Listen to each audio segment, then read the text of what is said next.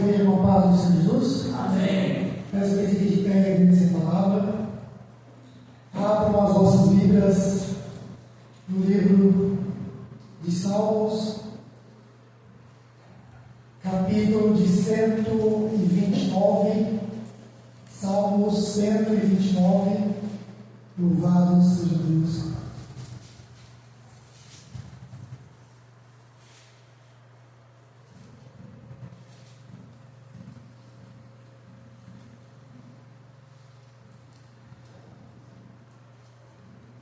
Encontrou hoje, amém? Amém. Louvado seja Deus. Salmo 129 tem um título que diz: a igreja é perseguida, mas não destruída. Aleluia, Deus. Muitas vezes me angustiaram desde a minha mocidade. Diga agora, Israel. Muitas vezes me angustiaram desde a minha mocidade. Todavia, não prevaleceram contra mim. Os lavradores araram sobre as minhas costas, compridos fizeram os seus sulcos. O Senhor é justo, cortou as cordas do ímpio. Sejam confundidos e tornem atrás todos os que aborrecem a Sião.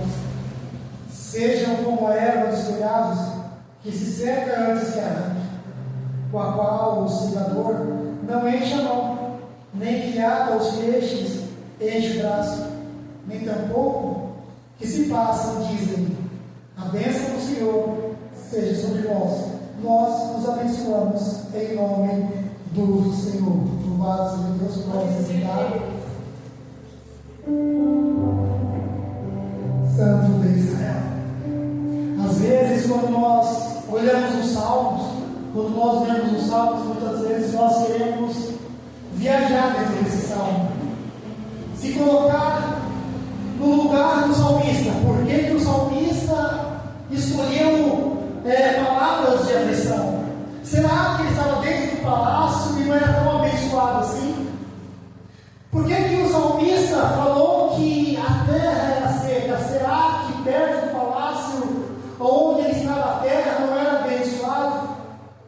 Se o salmista diz: Senhor, muitos me perseguiram, tomaram de mim, mas, Senhor, se em algum momento eu roubei, se eu defraudei, se eu fiz o mal para quem me fez bem, então que Ele venha, me mate e arranque a minha alma. O salmista estava dizendo que ele procurou fazer o bem em todo o tempo, mas em algum momento alguém lhe acusou, alguém lhe apontou, alguém tentou tirar dele a sua glória, acusando ele de algo que não fez.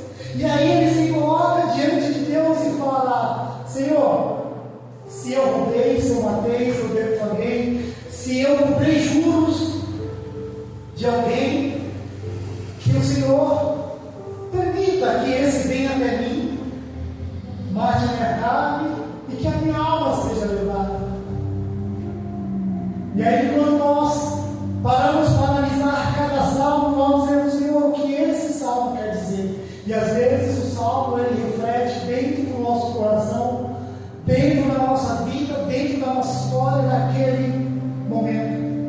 Eu não sei quem foi o salmista que compôs o Salmo 129, se foi Davi, se foi Asaf, se foi algum arpista que estava no templo e de repente ele começou a analisar a história dele desde a mocidade e começou a compor aquele hino com lágrimas e chegou a essa canção e de repente ele levou para o cantor e falou assim: olha, eu compus o salmo e ele se agradou e colocou no meio dos livros. Eu não sei como foi a história desses salmos, mas o salmista ele coloca a sua alma no momento e na situação, dizendo sobre perseguição. E aí nós voltamos desde o princípio, desde o tempo, nós voltamos naquele tempo, naquela época em que novamente o povo se encontrava abençoado antes de descer para a terra do Egito. Quando José ele foi vendido pelos seus irmãos, porque tiveram ciúmes dele, porque ele era mais novo e o seu pai procurava agradar, porque o seu pai dizia: na minha velhice tem José, então eu vou agradar ele de todo o tempo. eu vou agradar ele de todas as maneiras. Mas José, ele era abençoado, mas ele tinha um defeito, ele era fofoqueiro. Mas o que você quer dizer com isso? Dentro da igreja, dentro de casa, dentro do serviço, sempre tem um fofoqueiro olhando, ouvindo e contornando e contorcendo a história para que você seja errado.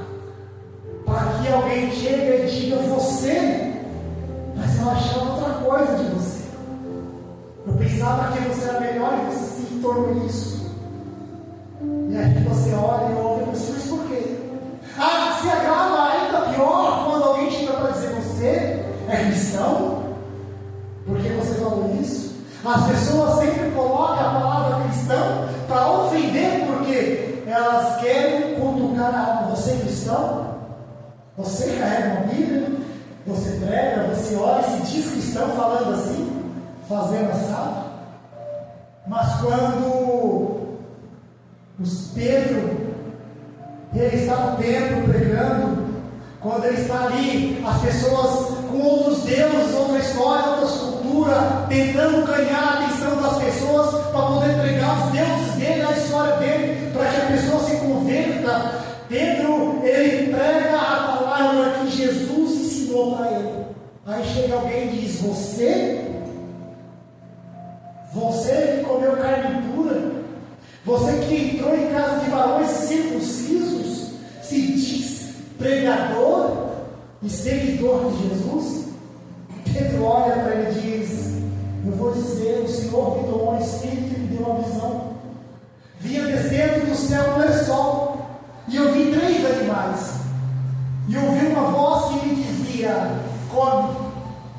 E eu dizia: mas Senhor, comer uma carne pura, porque nunca entrou carne pura na minha boca. E novamente a voz diz: come. E ele dizia: como que eu vou comer algo impuro?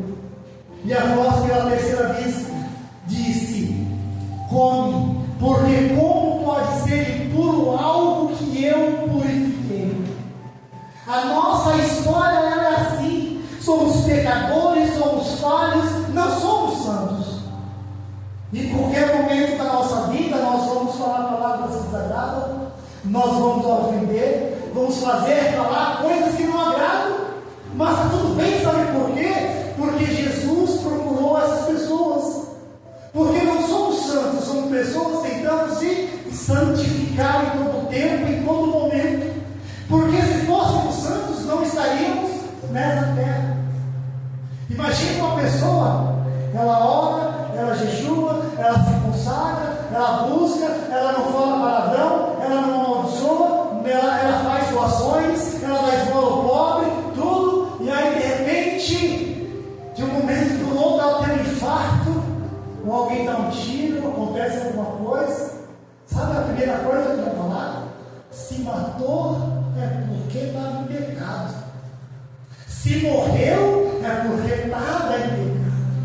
Mas ninguém vai dizer: olha, eu lembro quando aquela pessoa jejuava, eu lembro quando aquela pessoa orava, eu lembro quando aquela pessoa se consagrava, eu lembro quando a pessoa tomava mistério e vinha falar comigo ou com alguém, 3, 4 dias acontecia uma primeira coisa, aí está em pecado. Mas quando Deus leva, porque a pessoa se purificou, se separou, se consagrou, e aí Deus diz: por que eu vou manter na terra uma pessoa purificada? Nós estamos aqui impuros, nós estamos aqui pecadores, falhas, e se viemos para a igreja é para nos consertar com Deus todos os dias.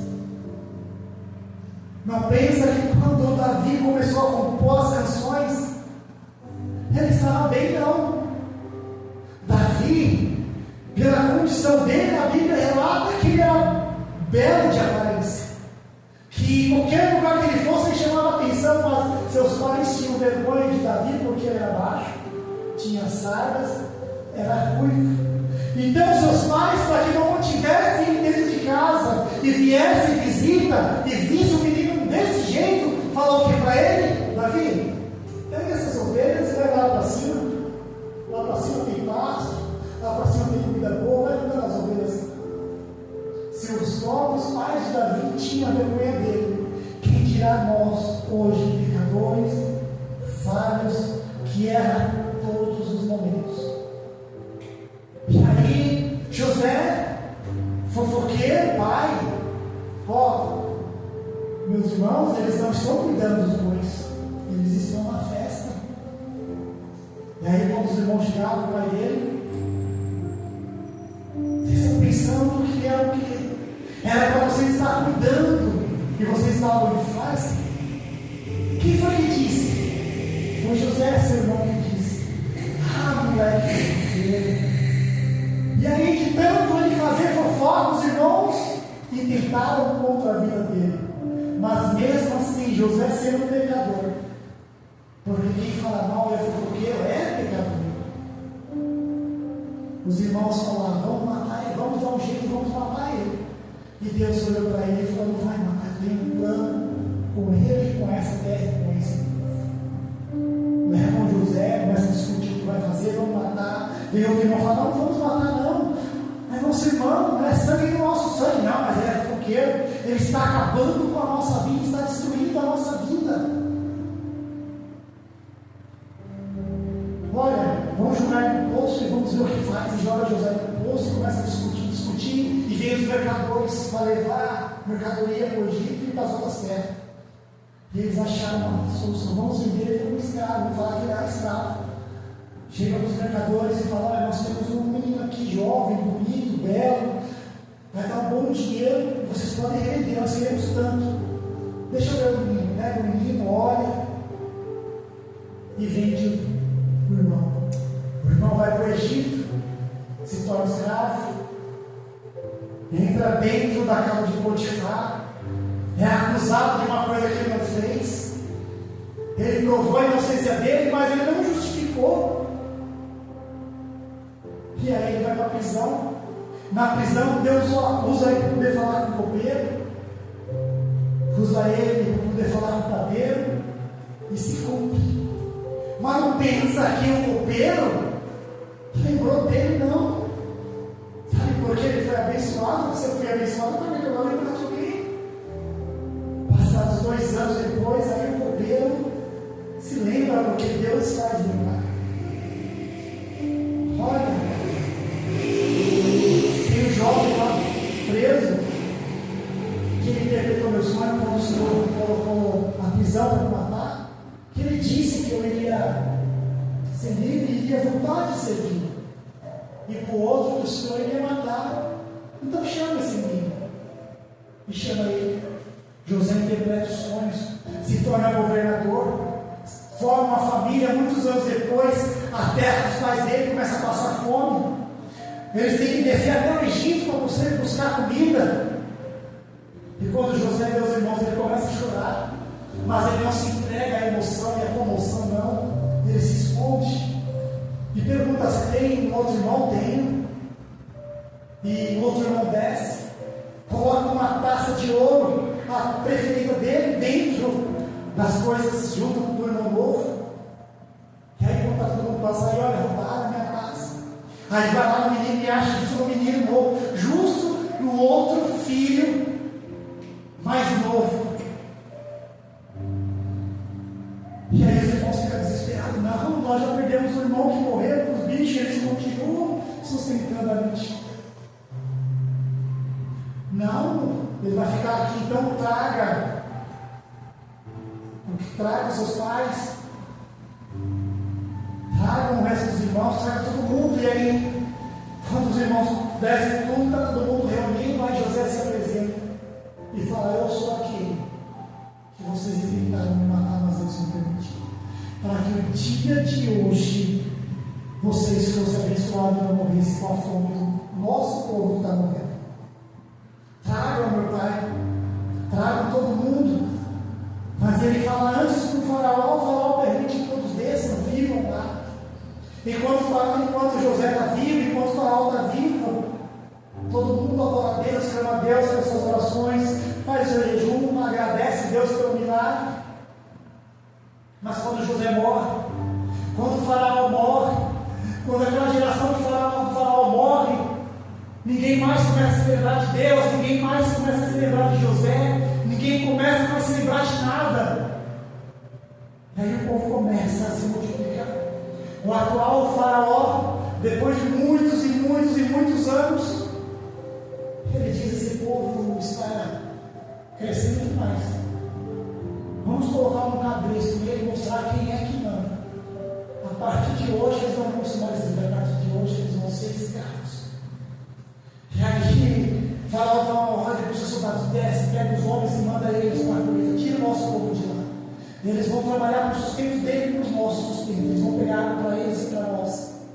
Eles vão pagar pela comida que comem, pela casa, pelo telhado, pelas roupas que vestem. Eles vão começar a pagar por tudo. E aí aquele povo começa a ser aflito, começa a ser afligido, começa a ser espancado, começa a correr dentro daquela terra e ninguém faz nada. A culpa de quem que é a culpa? A culpa é de Deus, porque Deus permitiu que isso acontecesse. Mas se Deus permite o bem, Deus não vai permitir o mal. Se Deus permite que você seja abençoado, Deus não vai permitir para que tudo seja arrancado. Porque Deus dá a bênção, mas a responsabilidade de que a bênção continue na nossa vida é nossa, não de Deus. A responsabilidade de Deus é quando Deus promete. Porque Deus diz que nenhuma palavra dele cai na boca dele, nenhuma vírgula será acrescentada, e o que ele promete ele cumpre. Mas nós também temos que fazer para que as coisas, as promessas de Deus se cumprem. E quando se cumpre, a responsabilidade de manter a nossa. O povo continua afligido, continua apanhando, continua morrendo. Passam 1, 2, 3, 10, 20, 30, 40, 50, 60, 100, 400 anos. 400 anos e ninguém tomou iniciativa para orar, para clamar a Deus, para dizer que errou, que pecou. Até que um dia alguém vendo tudo aquilo e falou assim: olha, vamos orar, vamos se rasgar, vamos se colocar na posição, vamos nos humilhar, vamos confessar as nossas falhas, vamos confessar que erramos. Porque Deus, Ele sabe que nós erramos, que nós vamos errar e que nós vamos falhar. Deus sabe de tudo isso, porque Deus conhece a nossa história antes mesmo de nascermos. Deus conhece tudo. Deus conhece o caminho reto e o caminho torto. Nós temos um caminho para escolher. Deus dá: você quer o caminho reto ou você quer o caminho torto? Você quer a porta estreita ou você quer a porta larga? Você quer o que é fácil ou você quer o difícil? E aí o que se passa, o que se sucede dentro dessas coisas é nossas escolhas. Estamos suscetíveis ao erro. Somos suscetíveis às falhas, aos pecados. Nós não estamos livres dos pecados. Mas nós podemos escolher abraçar o pecado, ou prosseguir e continuar na bênção e procurar para que o pecado não venha dentro da nossa vida, dentro da nossa carne, dentro da nossa casa. Se erramos, se falhamos, vamos conversar, vamos pedir desculpa e vamos ver que nós erramos, estamos suscetíveis a isso. O que eu não posso é errar e falar que não errei. O que eu não posso é errar e falar desculpa, mas me dá sempre mais para justificar o meu erro.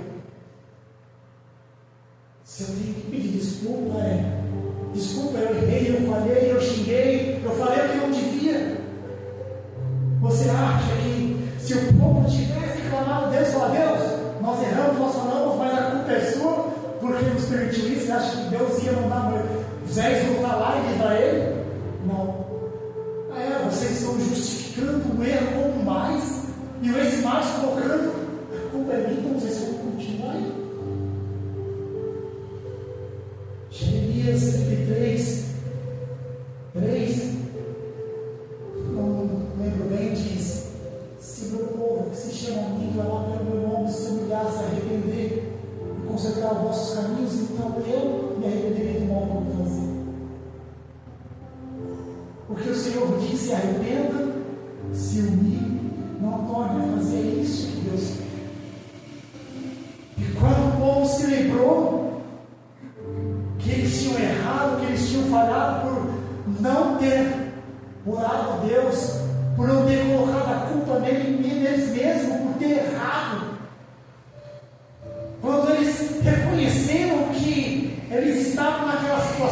culpa deles porque eles não se arrependeram, porque eles não pediram perdão para Deus, porque eles não consertaram o caminho, porque eles não tentaram fazer diferente. Quando eles fizeram tudo isso, então Deus disse para Moisés: volta lá, que eu vou livrar o povo.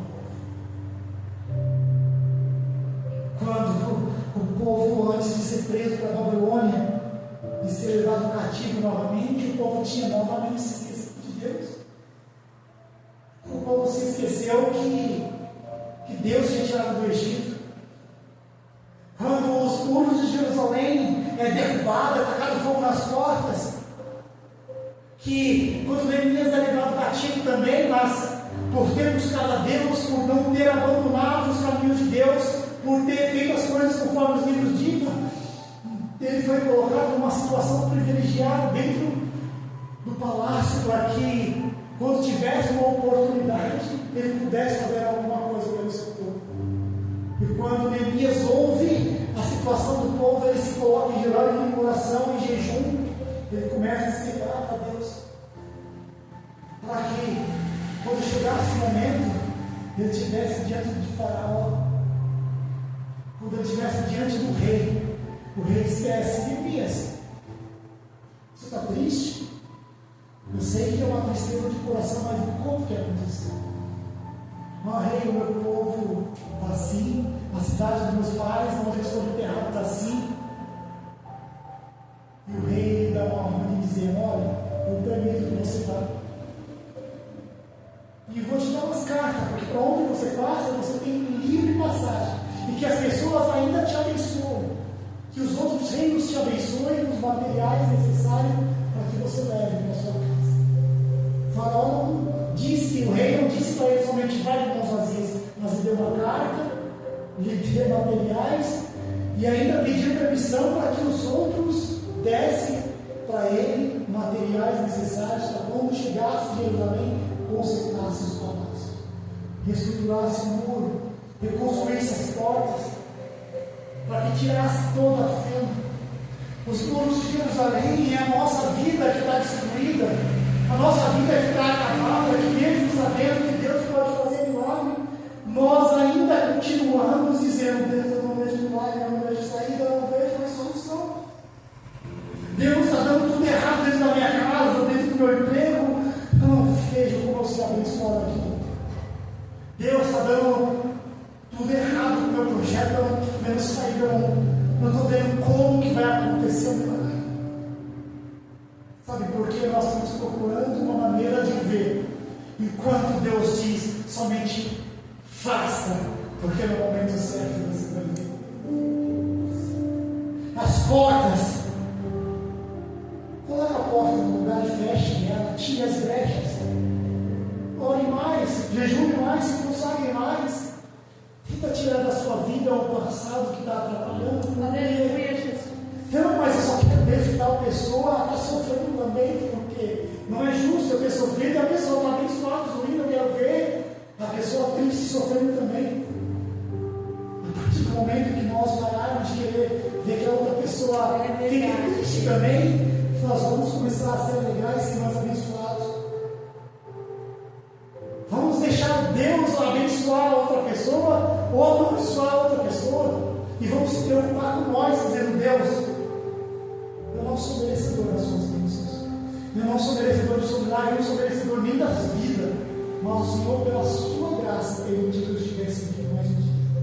Pela sua graça, o Senhor me deu emprego, pela sua graça, o Senhor me deu alimento, pela sua graça, o Senhor me sustentou. Enquanto eu vi familiar me morrendo, enquanto eu vi colegas morrendo, enquanto eu vi pessoas que não mereciam morrer, enquanto pessoas que tinham sonhos e que não conseguiam realizar nenhum dos sonhos que eu tinha. Meu irmão vai fazer 2 anos que faleceu em março.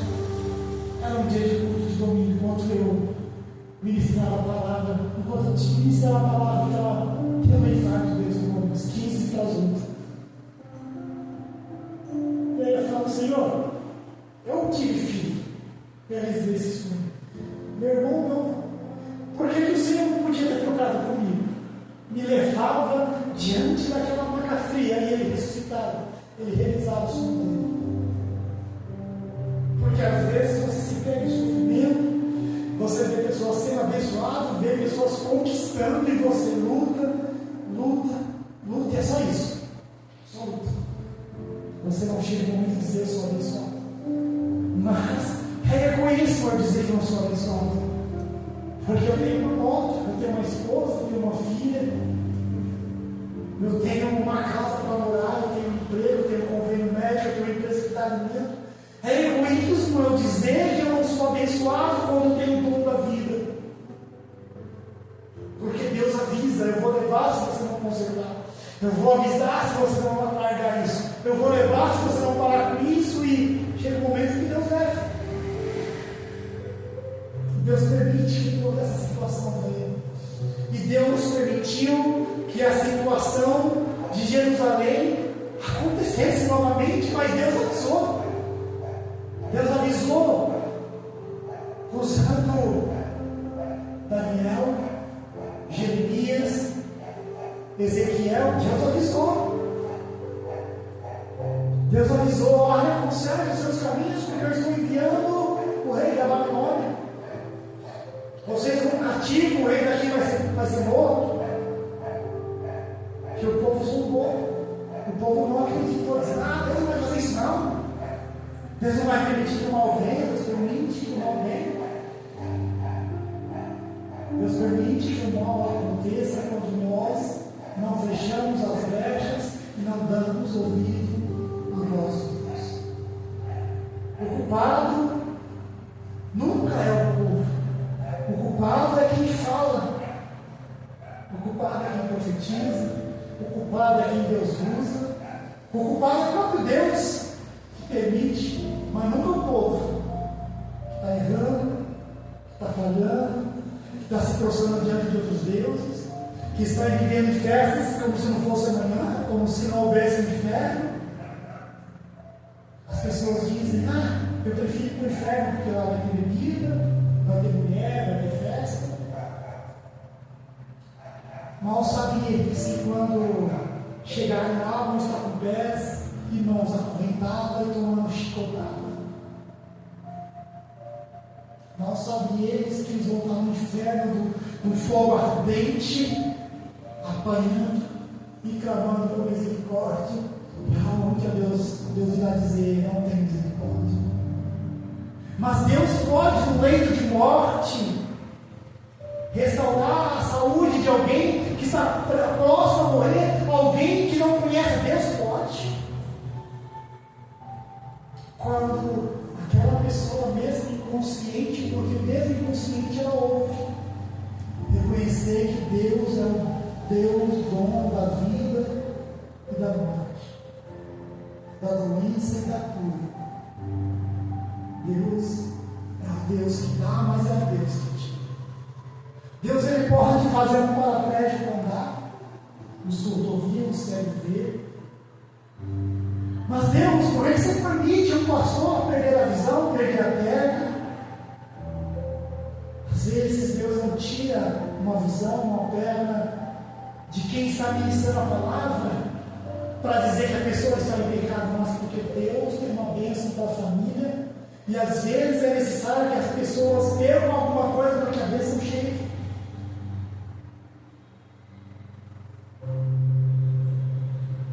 O povo vai para a Babilônia.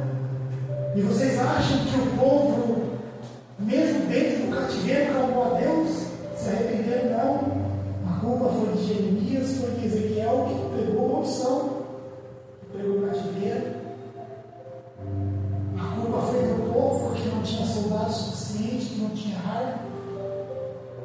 A culpa foi do muro, que fazia muitos anos, séculos que o muro estava lá e ninguém consertou o muro. Não há muro forte, nem cidade fortificada, quando Deus quer destruir, quando Deus permite que o inimigo venha. Deus, eu jejuei a semana inteira, eu orei a semana inteira, não falei palavrão, não maldizei, não fiz nada de errado, só ouvi louvor, li a Bíblia, fiz isso, e mesmo assim o mal chegou dentro da minha casa, a minha família. Por quê? quero abalar as estruturas para ver se o alicerce principal é eu ou é a sua força. Quando colocamos a nossa força e a nossa confiança em nós mesmos, Deus mostra um pequeno sopro de nada, que nós não somos nada. E um pequeno sopro vem um vendaval, coloca a casa de cabeça para baixo. E se nós não estivermos firmes, não nos colocarmos firmes diante da palavra de Deus, nós vamos sair de casa, vamos acusar a Deus, acusar a nossa vida, que não temos sorte, que nascemos para ser feliz, que nascemos para ser triste, e até vamos dizer, eu acho que eu estava lá no dia que Jesus foi crucificado e disse, crucifica Jesus. Eu acho que aquele espírito de alguém se reencarnou em mim, mas não há reencarnação. Deus prova a nossa fé, Deus prova para ver em quem está a nossa confiança, Deus prova para ver onde está o nosso coração. Pedro, tu me amas, ama. Pedro, tu me amas, ama. Pedro, tu me amas, Senhor, tu sabes que eu me amo. Eu passei para minhas ovelhas.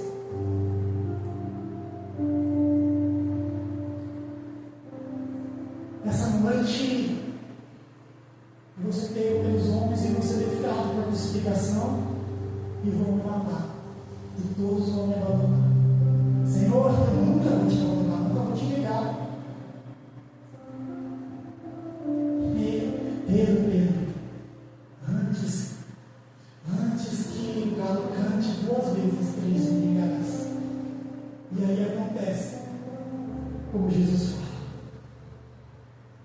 E aí, Pedro abaixa a cabeça, sai triste, dizendo, provavelmente eu devia ter ficado de boca fechada. O nosso mal é a nossa vida.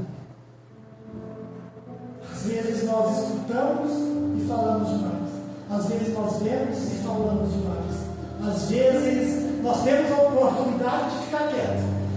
Mas naquela hora você vai dizer, vou deixar. Eu vou falar porque eu tenho que falar, porque senão eu não infarto, eu tenho que falar. E aí você fala até o que não é para falar, e eu vou dizer, você falou, você colocou a casa inteira para baixo. Simplesmente pelo fato de que eu não vou levar desafio. Simplesmente pelo fato de que não vou deixar barato, vai ter que ouvir também. Se falou, vai ter que ouvir.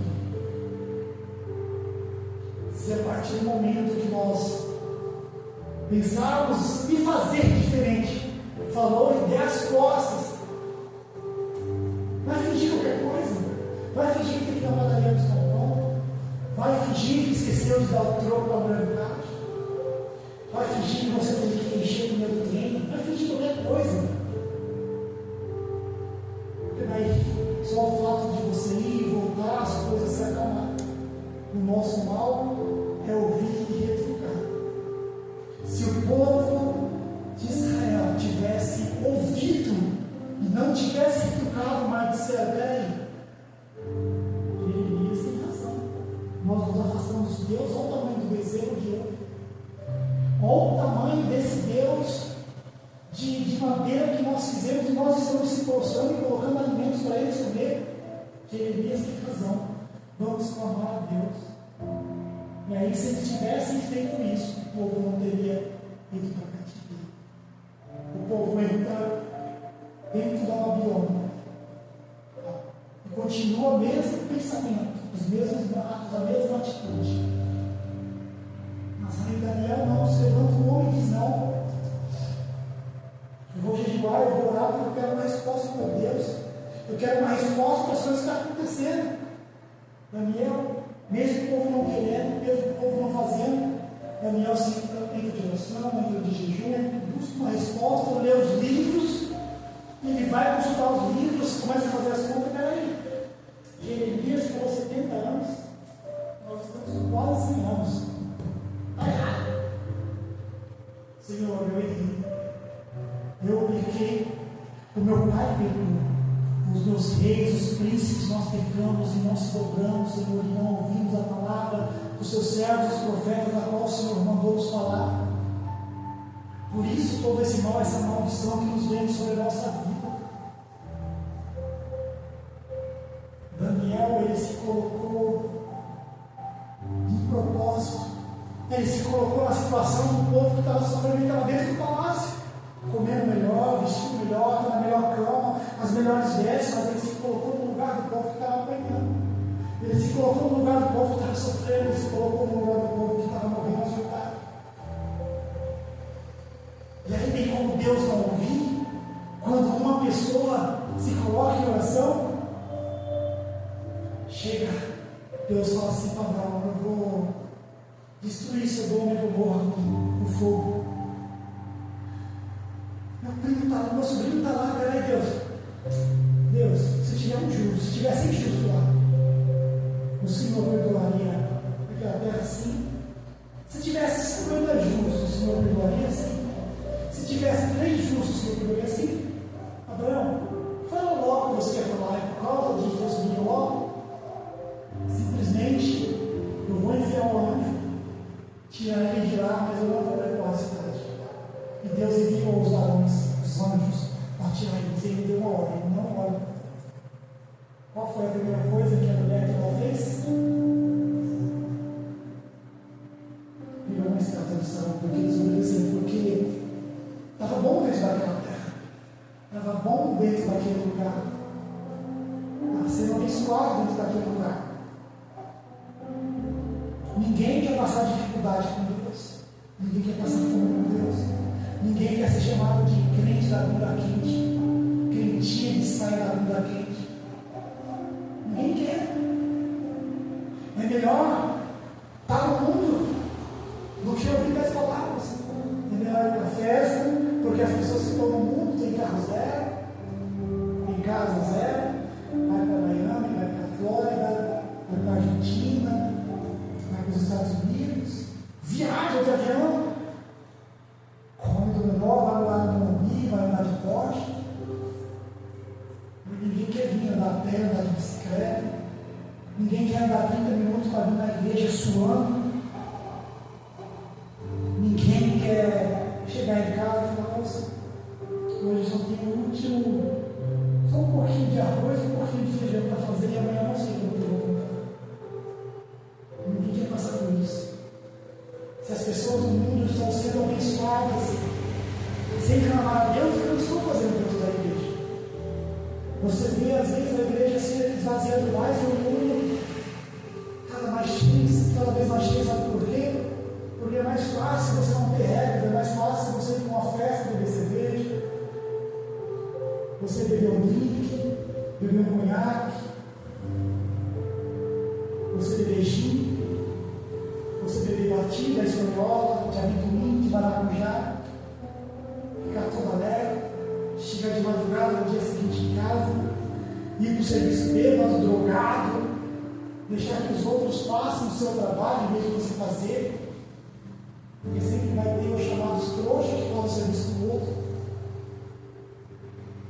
mas eles não veem que quem faz o serviço do outro é porque o serviço que ele não fez está atrapalhando dele. Ele tem que fazer para que o serviço dele seja bem feito. Ninguém vê isso. É mais fácil continuar lá no mundo fazendo tudo quanto é errado, porque eu ganho uma comissão, eu ganho um aumento no salário, eu trabalho numa semana boa, minha PLR é de 15, 16, 20 mil, mas ninguém quer trabalhar numa terceirizada para ganhar 3 mil de PL. Meu colega de trabalho não se esforçando, serviço é acumulado. Ver pessoas ganhando coisas, você fala: peraí, eu faço meu serviço, aquela pessoa ganha ou não ganha? Beleza. E aí bate aquele desânimo: não vou mais carregar aquele caminhoneiro, não vou mais carregar aquele, eu vou me esconder, porque já que eu carrego, o outro ganha pão de queijo, ganha lanche, ganha coca, e eu faço o mesmo serviço e não ganho, então eu vou me esconder. Mas aí vem dizendo: continue fazendo o seu dever, ainda que ninguém dê nada. Ah, aquele outro lá é bruxo, aquele outro lá frequenta centro de macumba,